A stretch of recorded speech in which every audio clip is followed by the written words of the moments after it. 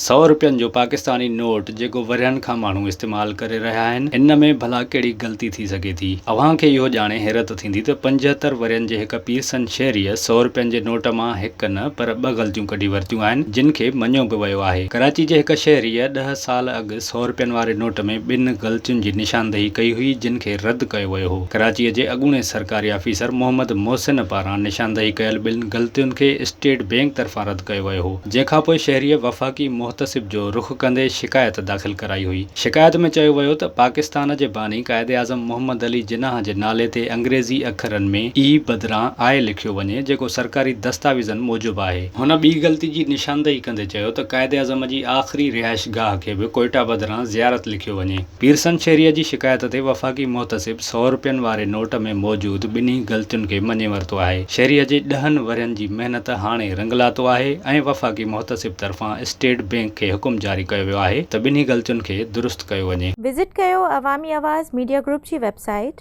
awamiawaz.pk